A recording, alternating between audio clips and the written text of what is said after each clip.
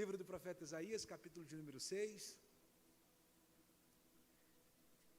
Eu vou aproveitar que nós estamos nesse espírito de adoração, de verdade, de entrega, de relacionamento intimista, intimidade. Compreendendo isso, eu creio que Isaías 6 é um texto muito importante a ser ministrado na manhã deste dia. No ano em que morreu o rei Uzias, eu vi o Senhor assentado em um alto e sublime trono, e a aba do seu manto enchia o templo.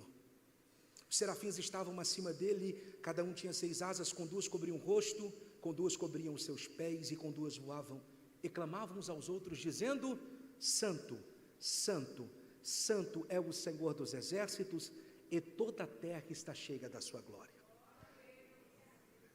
Glória a Jesus. Verso de número 4. Os umbrais das portas se moveram com a voz do que clamava, e o templo se encheu de fumaça. Então disse eu: ai de mim, que vou perecendo, porque eu sou um homem de lábios impuros, e habito no meio de um povo de impuros lábios, e ainda assim os meus olhos viram o Rei, o Senhor dos exércitos. Um dos serafins, porém, voou para mim, trazendo na mão uma brasa viva que tirara do altar, e com ela tocou a minha boca e disse: vê isto que tocou os teus lábios? Pois é, a tua iniquidade foi tirada e purificado o teu pecado.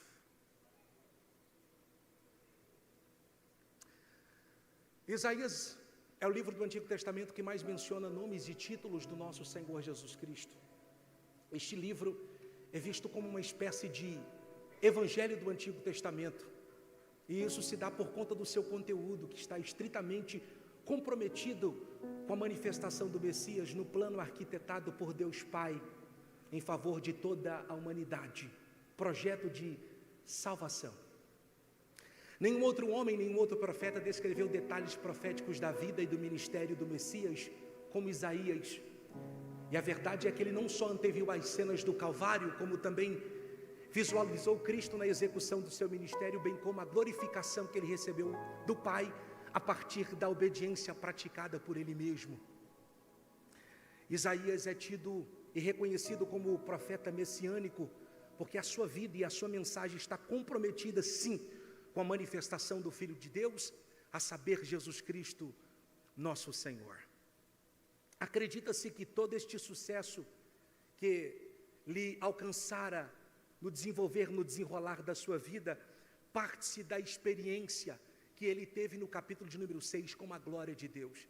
A glória de Deus o habilitou, o capacitou para enxergar o futuro um pouco mais de longe, ou enxergar o tempo para além da sua existência. Isso é tão verdade que o mesmo Isaías que viu o Senhor assentado em um alto sublime trono, ele viu este mesmo Senhor nascendo de uma virgem. E ele registra isso no verso de número 14 do capítulo de número 7 do seu livro, quando diz: e o Senhor vos dará um sinal, e eis que uma virgem conceberá e dará luz a um filho, e o seu nome será Emanuel, Deus conosco. No capítulo de número 9, no versículo de número 6, Isaías vê o Cristo se tornando um menino Deus, e ele diz: e um menino nos nasceu, e um filho se nos deu, e o principado está sobre os seus ombros, e o seu nome será Maravilhoso, Conselheiro, Deus Forte, Pai da Eternidade e Príncipe da Paz. Isaías 53, ele viu Cristo diante da morte vicária que lhe aguardava.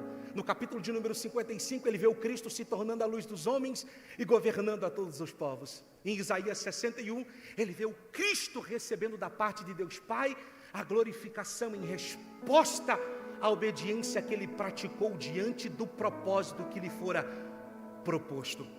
Quando nós olhamos para o capítulo de número 6, nós temos aqui Deus se revelando para Isaías a partir da visão da sua glória, de aspectos que compunham ou que compõem a sua glória, a existência na realidade eterna. Mas o que me chama a atenção, a título de introdutória, não é o simples fato da glória de Deus se manifestar a partir da vontade de Deus a Isaías no capítulo de número 6, mas o tempo, no tempo em que isso acontece. Porque perceba, Isaías profetiza desde o primeiro capítulo. Isaías profetiza desde o primeiro capítulo. Mas percebam, senhores e senhoras, que Deus só se apresentou a ele, só se manifestou a ele no capítulo de número 6. Deus poderia ter se manifestado a ele no capítulo 1, no capítulo de número 2, no capítulo de número 3, no 4, no 5, mas Deus decidiu aparecer para ele justamente no pior ano da sua vida. Deus decidiu manifestar a sua glória justamente no pior tempo da sua existência, no pior momento da sua vida. No ano em que o rei Uzias morreu, eu vi o Senhor assentado em um alto sublime trono. Deus decididamente apareceu para Isaías justamente no pior ano da sua existência. Uma forma de pregar ao profeta que ele não é só o Deus que se revela a partir da glória, mas que ele também é um Deus que se manifesta a partir de situações desfavoráveis. Uma forma de dizer ao profeta que ele é o Deus da glória, mas também é o Deus que se apresenta no pior momento da nossa existência, no pior momento da nossa vida. Quem sabe alguém aqui se encontra como Isaías, vivendo um dia ruim, um dia mau, um mês horrível, um ano péssimo até o presente momento, e Deus me trouxe aqui para gritar para o seu espírito de uma maneira muito branda, a fim de que você não se assuste nessa manhã. Ele é o Deus que se manifesta a partir das situações desfavoráveis. Bendito seja o nome do Senhor. É comum em momentos de dores nós querermos desprezar o processo no qual nós fomos submetidos, porque a luta nos fere, nos incomoda, nos impacta, e ninguém quer sofrer, ninguém quer chorar, ninguém quer se lamentar, ninguém quer passar por um processo doloroso. Mas Deus me traz aqui com uma mensagem muito específica: não despreze os momentos desfavoráveis da sua história, porque é justamente nesses ambientes de guerra que Deus irá te apresentar uma visão gloriosa, uma visão poderosa, uma oportunidade concreta de milagre. Bendito seja o nome do Senhor. Deus apresentou-se a Isaías no pior momento da sua vida, no pior momento da sua nação. E o que é que Isaías vê? Isaías vê a glória de Deus. Deus está decidido a evidenciar aspectos da sua glória. Mas qual é o propósito de Deus em revelar uma visão tão estupefata como esta ao indivíduo chamado Isaías? Quando nós olhamos para a glória de Deus, nós percebemos que o propósito, na essência de Deus, em revelar a sua glória para este homem, é que a partir da visão que ele tenha da glória de Deus, ele se conscientize que a sua realidade precisa ser tocada pela realidade que Deus habita. Então a visão da glória de Deus no capítulo de número 6, ela vem para estabelecer um contraste entre a realidade que Deus está com a realidade que o profeta está inserido. Eu vou repetir isso aqui para ficar claro. A minha mensagem é muito breve, você vai sair daqui muito antes do que você pensou. Falei para o pastor Charles, o negócio aqui é prático, rápido e rasteiro. Não tem uma profundidade do pastor Fernando, não tem a habilidade do pastor Charles, então o negócio com a gente aqui, ó, arrozinho com feijão. E está tudo certo. Deus está a partir da visão da glória de Deus estabelecendo um contraste entre a realidade que Deus habita com a realidade que o profeta está inserido. Qual é a primeira coisa que o profeta vê na visão da glória de Deus? O Senhor assentado em um alto e sublime trono. Gente, conversa fiada, balelinha, história da carochinha, essa ideia de que o trono de Israel, que o trono de Judá estava vazio. O trono sempre teve sucessor. Jotão é o sucessor de Uzias. Ele está sentado no trono. O trono não está vazio. Diga, o trono está ocupado. Não, pelo amor de Deus, reaja porque é culto de domingo, profético. Pregador chato, chega, está suando. Olha para esse irmão que está do lado. Diga, o trono da terra nunca esteve vazio. Sempre esteve ocupado. O que é que está acontecendo aqui? Embora o trono de Judá esteja ocupado pelo sucessor de Uzias, a sensação que o povo tem ao olhar para esse trono é uma sensação de insegurança, de instabilidade, de que eles estão vulneráveis, porque diferente de Uzias, Jotão não tem o mesmo cabedal político, a mesma estrutura espiritual, psicológica, não é maduro. A forma com que ele conduz o povo, a forma com que ele está governando a nação, produz incertezas, insegurança, faz com que o povo tema, que a economia quebre, faz com que o povo olhe para a situação espiritual e perceba que eles estão mais distantes de Deus como nunca estiveram. Esse trono não prega confiança, esse governo não passa verdade, esse governo passa medo, instabilidade, insegurança. A qualquer momento a economia vai quebrar, a qualquer momento nós seremos sucumbidos pelos nossos inimigos, sitiados pelos nossos inimigos, seremos devastados, destruídos, assolados como nação. É isso que o governo de Jotão prega, é isso que o trono que está estabelecido em Judá prega. É essa a sensação que Isaías tem em relação ao trono que está ocupado por Jotão na terra. E é justamente nesse cenário que Deus se manifesta, a fim de uma saída, a fim de abrir a partir da janela do céu uma porta de escape. Nesse cenário onde ele vive, cercado de insegurança, de instabilidade, de insatisfação, de decepção, de corrupção, Isaías, o que é que você vê? Eu vejo o Senhor assentado. E diferente da sensação que o trono da terra causa no meu espírito, no meu ser, quando eu olho para o Senhor que está sentado em um alto sublime trono, a única convicção que eu tenho é que o Senhor não perdeu o controle de absolutamente nada. O seu governo é verdadeiro, a sua autoridade é visível, segurança é o que nós recebemos por resposta. Então, a partir desse contraste, é Deus ensinando uma lição para Isaías: caminhe na terra com seus olhos fitos nos céus. Obrigado por esse aleluia. Caminhe na terra, mas com os olhos fitos nos céus. Porque os tronos, os governos, os domínios da terra vêm e vão, passam-se de tempo em tempo, de geração em geração, mas aquele que se assentou ao trono à direita de Deus Pai, o Todo-Poderoso, permanece para sempre, pelos séculos dos séculos. É Deus nos ensinando uma lição muito poderosa aqui esta manhã.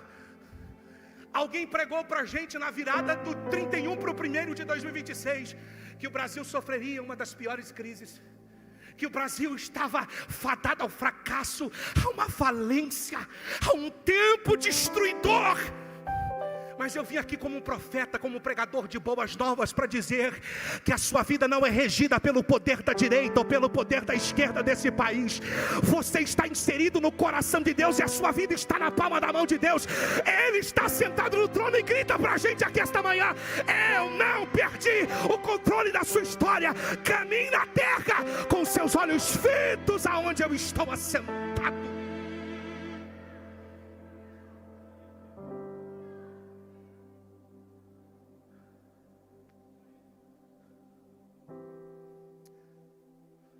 Eu vi o Senhor assentado em um alto sublime trono. Pastor Charles, eu estou doido para tirar esse terno. O senhor me permite? Eu vou aproveitar que eu perdi 14 quilos. Eu estou na academia. O senhor segura para mim? Licença. Ai, Senhor, obrigado. Gente, e sem mão Jaro, viu? Irmão Jairo, olha Isaías, eu vi o Senhor assentado em um alto sublime trono. As abas das suas vestes enchiam o templo. Só que esse detalhe do texto me chamou bastante atenção. Olha o próximo versículo. E os serafins estavam acima dele. Gente, não é ao redor dele, é acima dele. Obrigado, lindão. Tamo junto. Olha para mim, gente, na boa. Não, eu estou começando a ficar de casa mesmo, você viu? Eu estou sem aquela pressão de pregador pentecostal. Vamos lá, olha para mim. Os serafins não estão ao redor dele, os serafins estavam acima dele. A pergunta que não quer calar a questão: pode alguém se colocar acima de Deus, irmão? Pode alguém se colocar acima? Teve alguém, um indivíduo aí, num certo tempo, que falou: eu vou elevar o meu trono e serei semelhante. Não é nem para ficar em cima, é para ser semelhante. Deus de imediato expôs. Mas o texto está dizendo que os serafins estão aonde? Acima.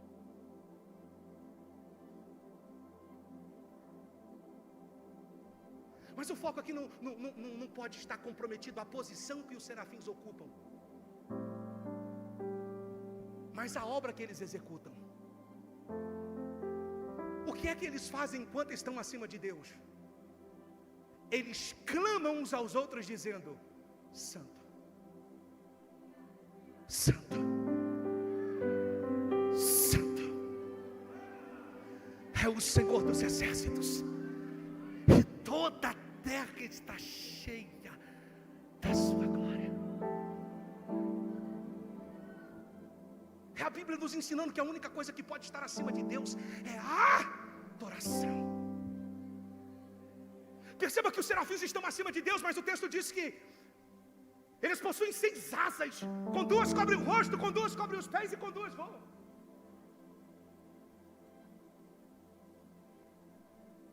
Vem comigo, são quantos para o rosto? 2 para o rosto, 2 para os pés e com 2 voam. São 6 asas.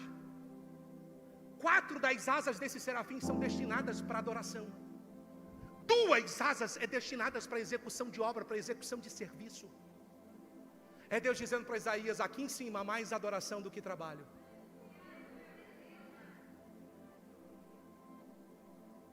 Mas olhando para essa realidade aqui, profeta,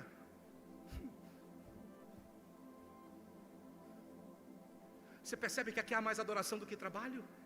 Você percebe que os serafins clamam: Santo, Santo, Santo, Senhor dos exércitos, e toda a terra está cheia da sua glória. Mas como é que está na realidade de vocês? Como é que o culto está aí?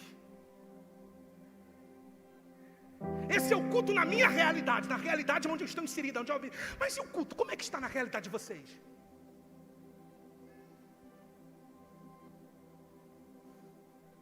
Eu percebo um sorriso amarelado, uma sem graceza estampada no rosto de Isaías. Assim, lá está difícil. O culto aqui está dividido. Na verdade, o culto aqui para a gente não é uma prioridade. O problema não é trabalho, não é muito trabalho. Você come porque trabalha, você colhe porque planta. O problema aqui não é o trabalho, senhor. O problema aqui é que o culto não é uma prioridade. O povo daqui, da minha realidade, se satisfaz com 1h30. Cumpriu a tabela, cumpriu a rotina, voltou para casa, está pago, pronto para seguir a semana. Está no próximo domingo, na próxima ceia, na próxima festa, no próximo evento. O culto, o problema aqui não é o trabalho, o problema aqui é que o culto não é uma prioridade. A adoração a Deus aqui não é uma prioridade. Sabe o que eu percebo, Deus? É que a gente tem tempo para tudo, menos para Ti. A gente tem tempo para saltar, para glorificar, para pular, para chorar, para se escabelar, para correr atrás do prejuízo, para correr de um lado para o outro, a fim de sanar as nossas dificuldades, suprir as nossas carências, suprir as nossas necessidades, suprir as nossas expectativas. E quando sobra um tempo, se é que sobra, a gente adora. Se é que adora. Porque na maioria das vezes entram para esse ambiente e estão na mesma perspectiva de Adão, no paraíso, num ambiente onde Deus se manifesta a fim de cultuar, incompleto. Adão, aonde é que você está? Sei onde você está no espírito, sei onde você está no corpo, sei onde você está na alma, mas desconheço onde você está no espírito. Está presente de corpo, está presente de alma. Ele até se arrepia, ele até chora, as emoções são tocadas, sensações epidérmicas e volumosas. Mas a espiritualidade que firma, que sustenta, que consolida, não leva para casa, porque estão incompletos no ambiente de adoração, estão incompletos no ambiente de culto, e tudo isso porque o culto não é uma prioridade para eles. Aqui de dia eles andam apegados na sua mão, te dão um beijo, te dão um abraço, mas de noite te troca por Astarotes, por Baal, por Aserá. O Senhor não é uma prioridade. Tem espaço no coração dele para muita gente e para muita coisa. Por isso que o Senhor não é uma prioridade. É nesse cenário que a glória de Deus é manifesta. E Isaías percebe que enquanto eles estão trocando a Deus por horas afincos no seu trabalho, no desfrute de coisas que não edificam o seu espírito, que Isaías vê os serafins acima dele dizendo: Santo, Santo, Santo. Sabe o que é o mais incrível?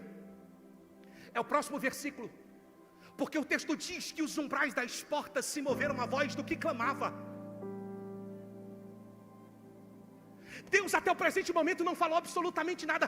Então que voz é essa que desestabiliza o lugar que Deus está? Que voz é essa que movimenta um ambiente onde Deus está presente?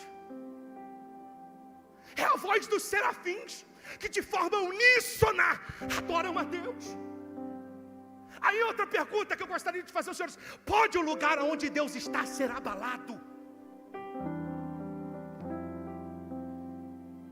Existe alguma coisa capaz, poderosa o suficiente de estremecer o lugar onde Deus está? Se o salmista no Salmo 46, versículo de número 5 diz: Deus está no meio dela, não será abalada. Pode, irmão. Mas o texto está dizendo que conforme os serafins adoravam, o ambiente onde Deus estava era estremecido. Era estremecido. Porque a adoração tem poder de estremecer, de balançar, de movimentar, sim, de desestabilizar, de chacoalhar, de chamar a atenção de Deus.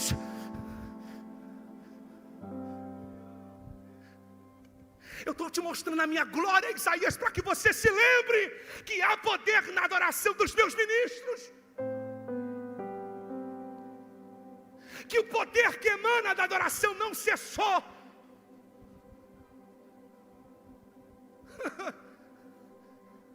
A adoração ainda tem poder de mexer comigo, de chamar a minha atenção, de atrair.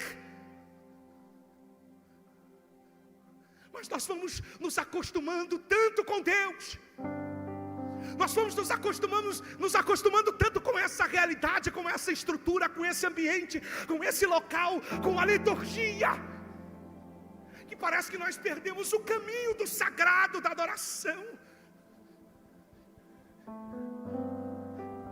Eu conheço gente, irmão, que quando a prova batia na porta da casa dele, ele corria para dentro do quarto para pegar a harpa. Cantava 10, 15, cansei de ver minha mãe fazendo isso, 10 hinos da harpa cristã. E eu perguntava para ela: para que essa loucura? Para que ficar cantando esse tanto de hino da harpa? É guerra, é batalha, é afronta. Diante de uma situação complexa, diante de um deserto tempestuoso, as pessoas iam para o quarto, as pessoas recorriam à adoração, porque compreendiam que ao adorarem, elas tocariam o coração de Deus. Hoje nós vivemos numa loucura de tentar resolver do nosso jeito, a nossa própria maneira, confiado no poder do nosso braço, confiado na habilidade da nossa capacidade. Regaçamos a manga, assumimos lugares que não eram para assumir, tomamos frente de lutas que não eram para tomarmos, e deixamos para recorrer a Deus por último, quando todas as possibilidades se esgotaram.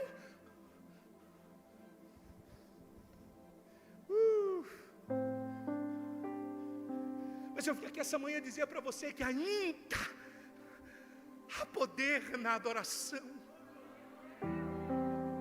Eu vim pregar para algum Josafá que está esquecido das guerras, ou da forma que se vence a guerra, que ainda é louvando que Deus entra no cenário da nossa história, que ainda é louvando que Deus se apresenta nos ambientes complexos da nossa vida, para gritar para a nossa alma: nessa guerra você não vai ter que pelejar, eu vou pelejar por você.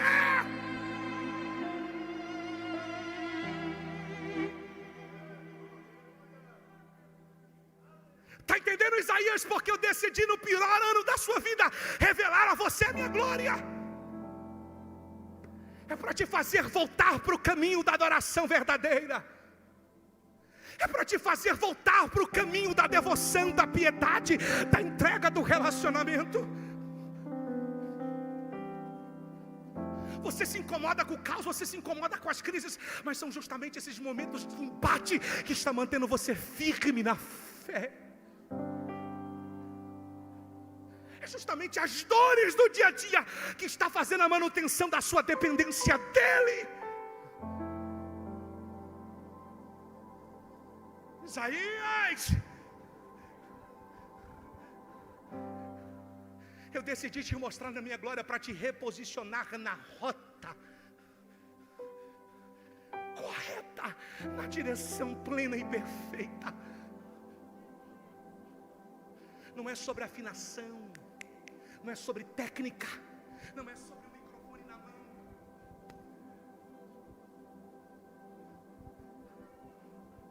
É sobre devoção. É sobre devoção. É sobre entrega do todo. Ou você confia, ou você confia. Ou você se entrega por inteiro, entrega o todo, ou não entrega nada. Deus não responde às parcelas que são entregues, que são pagas. Deus reage à entrega do tudo. Sabe o que é o mais lindo nisso? Eu tenho 3 minutos e acabo. Vai até meio-dia, mas eu vou entregar 10 para meio-dia. Vamos me pregar de novo na próxima. Olha para mim. Isaías deu um grito: ai de mim, que vou perecendo, porque eu sou um homem de lábios impuros e habito no meio de um povo de impuros lábios, e os meus olhos viram o Senhor, o Rei. Sabe o que é o mais lindo disso? É que quando ele gritou, quando ele adorou, porque arrependimento é adoração.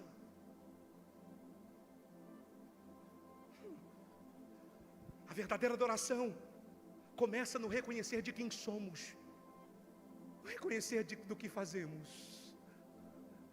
no reconhecer do que entregamos.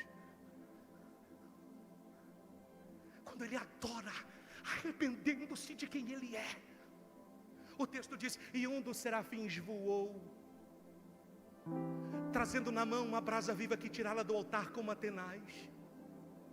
Tocou nos meus lábios e disse: tua iniquidade foi purificada, e o teu pecado perdoado. Está vendo, Isaías? Quando você volta para a rota, quando você volta para o caminho da verdadeira adoração, o resultado não é outro senão este: o céu reage. Não, a sua reação foi pouca diante dessa verdade. Quando você decide caminhar pelo caminho da verdadeira adoração, não existe outro resultado. O céu responde, Deus se manifesta, Deus nos responde.